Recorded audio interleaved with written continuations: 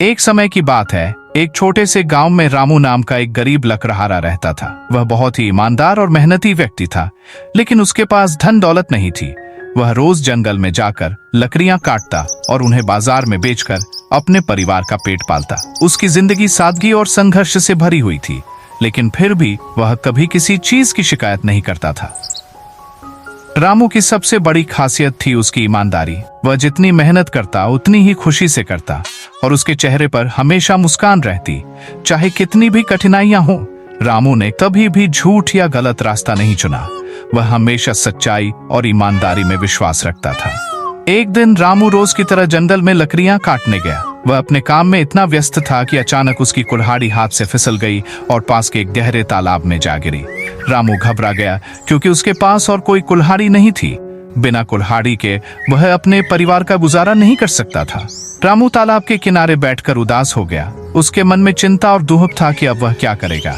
तभी अचानक तालाब के पानी से एक जल देवी प्रकट हुई। देवी ने रामू से पूछा, तुम क्यों उदास हो? रामू ने धीरे से कहा, मेरी कुल्हाड़ी इस तालाब में गिर गई है और मेरे पास और कोई कुल्हाड़ी नहीं है।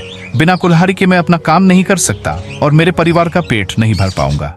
जल देवी रामू की सच्चाई और ईमानदारी को जानने के लिए उसकी परीक्षा लेना चाहती थी। उन्होंने रामू से कहा, चिंता मत करो, मैं तुम्हारी कुल्हाड़ी ढूंढ कर लाती हूँ।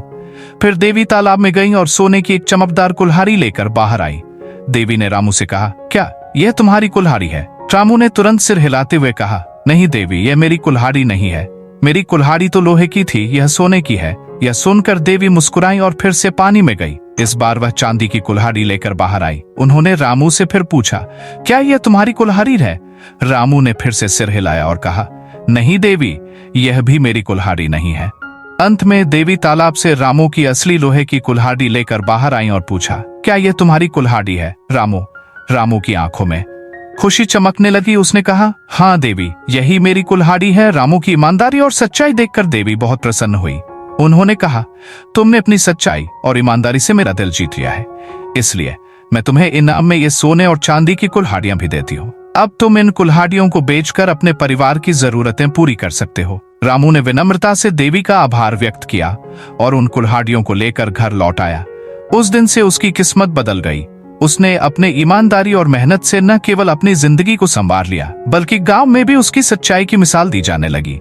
जब रामू गांव लौट कर आया और गांव वालों को सारी बात बताई, तो सभी उसकी ईमानदारी की प्रशंसा करने लगे। गांव के अन्य लोग भी उसकी कहानी सुनकर प्रेरित हुए और उन्होंने भी ये सीखा कि सच्चाई और ईमानदारी से बड़ा कोई धन नहीं। लोगों ने समझा कि बुरे समय में भी यदि हम सच्चाई का साथ देते हैं, तो किस्मत भी हमारा साथ देती है। रामू की कहानी पूरे गांव में फैल गई और वह सबके लिए एक प्रेरणा बन गया।